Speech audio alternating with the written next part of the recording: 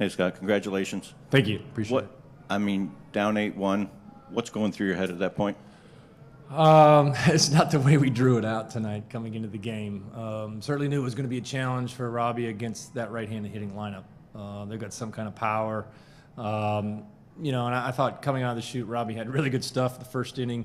Probably all the guys in their lineup to worry about. I was worried about Teoscar Hernandez today. That was the one I was scared about. And, and he did what he does. And, Robbie wasn't quite able to get as deep as we'd hoped, but then you kind of go bullpen, you try to match up best you can and, put ourselves in a position that if we got a couple big hits, we would have a chance at the end of the game. And I really think the biggest hit tonight was the 3-run homer that Carlos Santana hit off Miza. That gave us a chance. We're down 8-1, it's a 3-run homer, it's 8-4. I'm starting to think, okay, maybe if we could put some zeros up and slow down their offense, we would have a chance to get back in it. But it's tough to come back. It's tough to come back in the playoffs against that team in this building. We were up against it, but credit to our players. We don't quit. We haven't quit all year. There's a certain resolve that our group has. They just believe in each other.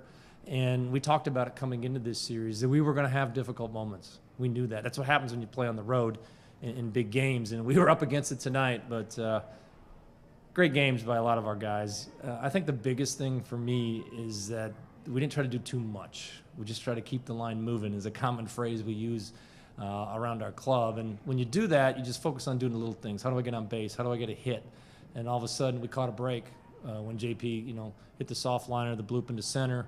3-run score, you look up, we had tied the game. And, luckily we had an inning out of Munoz to go, and then we had a young stud at the back of it, George Kirby, who never pitched out of the bullpen before. But I figured he would step up, the adrenaline would be going, and he did a great job. So, heck of a win, and really happy to have the opportunity to bring a playoff game back home to Seattle. It has been a long time, and our fan base is certainly deserving of it. Scott, hi. Corey Brock with The Athletic. I'm apparently the pool member for the Seattle media at this point, so bear with me. Okay. Yeah, like you said, you guys ended the drought. This is twice in 8 days you've had this bubbly soak celebration. This is a game that you just don't see very often. No. When did it turn for you? I think when the Santana hit the home run, I thought we had a chance, to get back into the game. But you got to throw zeros up. You need bullpen guys to step up. And, when we were down, it was kind of mapped out ahead of time. If we did get down, let's throw Seawald, let's throw Diego Castillo and see if we can keep it right there. And Paul had a rough outing tonight, very uncharacteristic of him. But the other guys behind him picked him up to give us a chance. Festa got us some big outs. Penn Murphy did a nice job to give us a chance. And then, Munoz dug deep. He threw a lot of pitches last night. They made him work tonight. It wasn't easy, but the 8th inning I thought was key. We had to shut them down at the top of their lineup in the 8th, and we were able to do it. How key was it once you guys got Gossman out of there? Obviously, that splitty was very nasty, hard to pick up with his arm action and all that. But can you talk about the quality of at-bats after he left? Yeah, I think, Gossman was on top of his game tonight, no question. We knew it was going to be tough coming in with all the splits he throws. And it's hard to – our hitters can't identify it. It looks just like his fastball, and it's dropping off the table. He had a really good fastball tonight on top of that. When we got him out of the game, like I said, it kind of shifted when Carlos came through with the big home run. But the at-bats after that, a ton of credit to our guys. Just taking a single, taking a walk, doing what you can, hoping that somebody could find a hole. And like I said, JP, you need a little luck along the way. Let's be real. When you're down 8-1, you need a few things to go your way. And we got a big break tonight when that ball fell in front of Springer. So I hope he's okay. Certainly George's a great player. Seen him for years in Houston and competed against him. But tonight's about our guys and the resolve and just the determination they have. And it goes back to, I often talk about it, in professional sports, you really don't oftentimes have the bond that our players have. And I said it in spring training. I've said it throughout the season. Our team has the feel of almost like an amateur or a college team. We just play. We enjoy each other. We have fun. We keep it loose on the bench. And it didn't stop when we were down 8-1. Let's go. Let's get the line moving. Let's see what happens. And our guys did it. Melanie in the back. Yes, thank you. Scott, you talked about having that hitters meeting at the midway point of the season, and then after that, of course, you had the scuffle in Anaheim and how that galvanized you guys a little bit. But really, when you look back at mid-June to now, how much has that clubhouse changed, and how have they changed? Well, I think when you find out a lot, use the phrase or whatever, that adversity does not build character, it reveals it. And people look at me when I say it, we're tough, we can grind our way through this. But no, it really reveals it. When you're 10 games below 500 and you're having a meeting and you're getting guys to talk and open up and talk about where they're at, you find out what kind of character you have in the room. And in that meeting, in that day, I said, wow, we got more in here than I thought as far as the character of our group. And from Gino to Julio to Haniger to Carlos Santana at the time joining, to Frage, to JP. I mean, the guys are just, they buy in. They buy into each other and what we're doing and why we do it. So love managing this group. It's a fun group to be around, and they keep me on my toes. They don't have a problem giving me a hard time either. Yeah. Scott, I'm sorry if you answered this already, but what does it mean for you, the team, and really the city and region to get a chance? You're going to play a home playoff game, especially with some of the crowds that we've seen with these games that really matter. It means the world to me. I think when I took this job 7 years ago, you hope you get to the point you can get into the playoffs and then host a playoff game. Obviously, we weren't able to host this series, but to have opportunity to play in front of all the fans in the Pacific Northwest, and how long they've starving for this. And I will say tonight, the Mariners fans that was in the crowd tonight, I never thought I would see the day playing in Toronto when I heard "Let's Go Mariners," because so many times when we play the Blue Jays in our place, we hear "Let's Go Blue Jays." And when I heard that after we tied the game, I was like, whoa, this may happen tonight. It was pretty awesome. And credit to all the fans here, Mariners fans, it's stuck in there. Keep cheering. They were behind us. They've been behind us all year, and we appreciate it. Go on the front row on the right, Scott. Scott, Ian Harrison with Associated Press. Congratulations. I know you're celebrating this still, but as you look ahead to what's next, what do you see sort of ahead for you guys in this series against Houston? What are the challenges there? Well, I said it when we clinched the playoff spot, that we were just getting started. There was big games ahead of us, and I certainly meant it. We were just getting started, and I think you're starting to see it come to fruition. And certainly have a ton of respect for the Astros. They have been there. We have not. But I do know to go to the World Series, you got to go through Houston. It's just where it's at. And we've played some crazy games down there.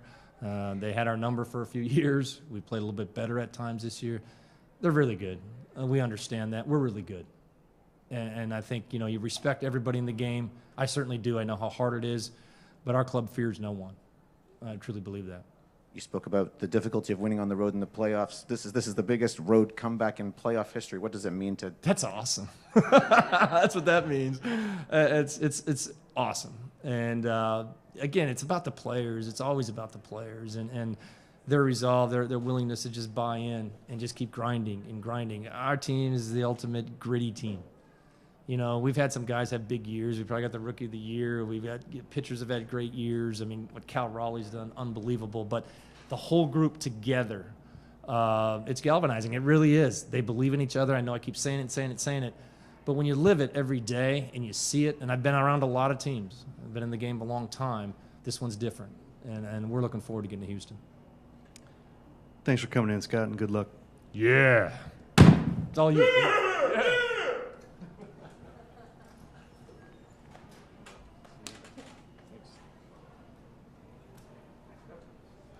Sounds like we have J.P. Crawford and Adam Frazier.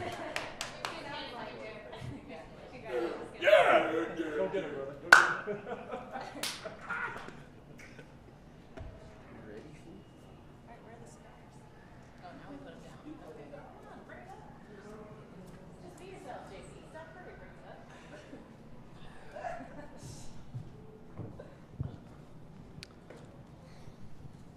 All right, we'll open it up for Adam and JP. Go in the middle and the back. Or actually, back left to start. Adam Jude, Seattle Times. Adam, you've been grinding all year, up and down season here with the Mariners. What does it mean to you kind of come through in that moment for this team in this stage? Yeah, it's been tough, but it's also been one of the most fun years I've had. So just trying to help the team win any way I can. And to come through right there feels pretty good, especially to be down whatever we were down, and to have a chance there at the end was that meant a lot. So not for me, but for our team. And no, I'm just glad the ball fell. It's been a rough year with some luck, but no, just trying to put a good swing on one, and glad it could. John Leatherby with AB Radio. Adam, when you take a look at your plate appearance there, what were you trying to do in terms of all those fans screaming? You're able to block everything out, just concentrate on the moment. I was just trying to get hit. I didn't hear anything. It's just noise. So, those are the kind of moments you picture yourself in the backyard when you're a kid. So that was trying to get some over the plate, put a good swing on one, and I'm glad it came through. But the fans are just a bonus. Corey Brock with The Athletic. There were several points of this game you could really point to as where the tide kind of turned, and Scott thought that Carlos's home run was one of them. I know we spent a lot of time talking about adding Luis Castillo at the trade deadline, but you guys picked up Carlos in June, and he's put together a sneaky good run for you guys, a number of key hits. Can you tell me a little bit about him as a teammate and just his contributions? Oh, yeah. What he's done on the field this year is unbelievable, but to be honest, he's been a better leader. He came in, he made our team 10 times closer. He's such a good leader, man. And we played in Philly together. He took me under his wing over there.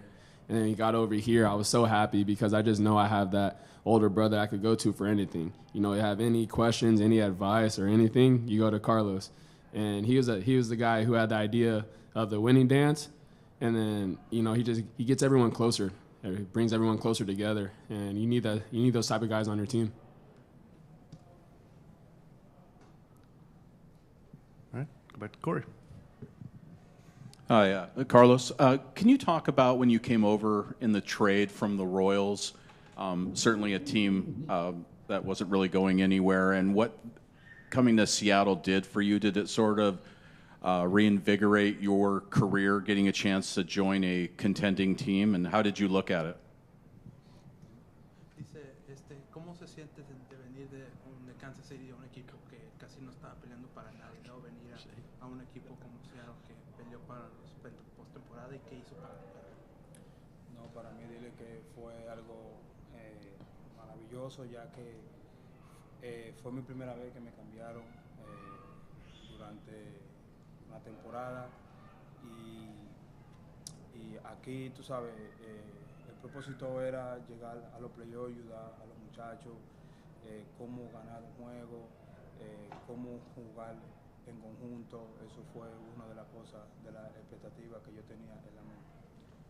It was something good, something beautiful coming here because it was my first time being traded, during the season. So coming here and basically just kind of becoming that leader, seeing how the team came together, playing good and everything. It was just something great throughout the season that I was able to do. In the front right. Harrison with Associated Press. Your double there off Romano. Just sort of give us your view as you're watching that ball. A couple of guys converging on it. What's going through your head there? What's going through my head, I was praying to the baseball gods to just let that ball sit and run into first base. And then if I seen the ball go to the side and I had to, haul my butt to second base. But I seen Frazier, he was gone off the first instinct of the bat. And, him scoring that was huge. And for anybody, just the nature of this win coming back the way you guys, this is historic, the biggest road comeback in Major League Baseball playoff history, and you guys would have been satisfied with any result in your favor, but to do it this way, what does it mean? It means everything. We could win this game. We could win any game. Back in the back with Melanie. JP, earlier before the game, you traded your signature for a bag of cotton candy. Has your price gone up now? I sure hope so, and I sure would like some more cotton candy too.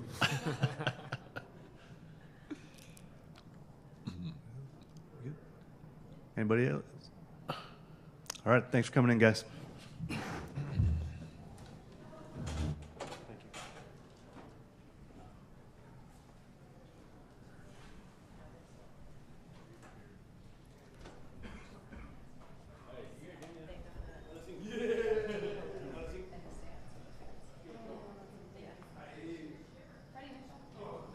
I believe that will conclude our interview room.